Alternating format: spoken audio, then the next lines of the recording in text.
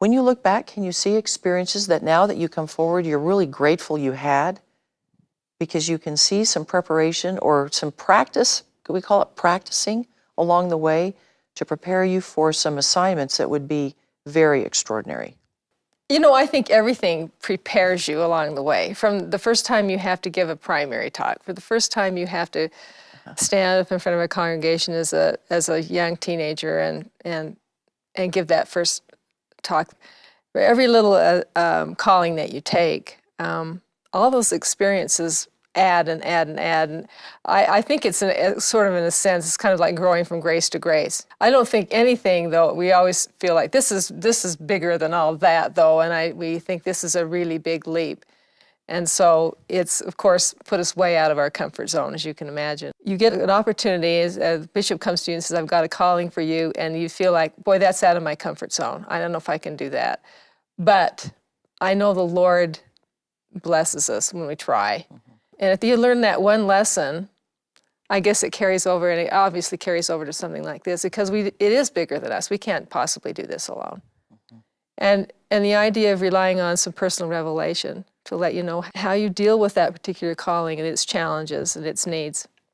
And what President Hinckley said, that we are ordinary people called upon to do sometimes extraordinary things. And President Monson, as you know, often says, whom the Lord calls, the Lord qualifies, which is what you were saying.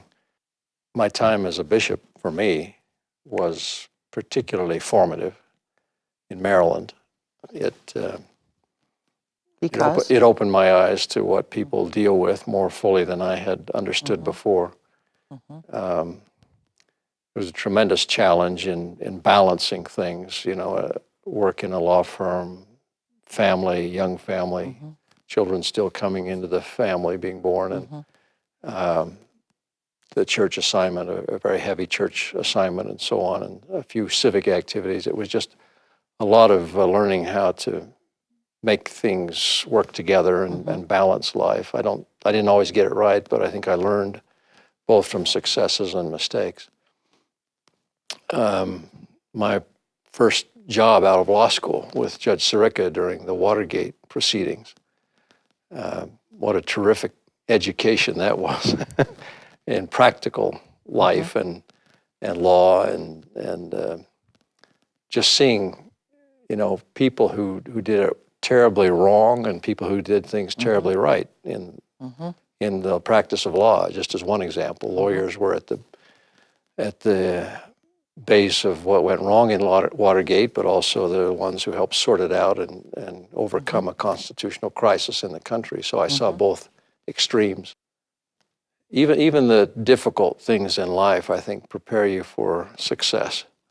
I remember a period of real economic stress for us that went on for several years, and I wouldn't want to do that again. I wouldn't choose to do it once, but I think I really learned how to pray as a consequence and how to get the revelation she was talking about and how to learn to walk with the Lord and do it His way and not just bowl ahead with my own feelings and impressions and preferences and desires and thinking I didn't need Him. I knew I did, and learned how to draw upon His help.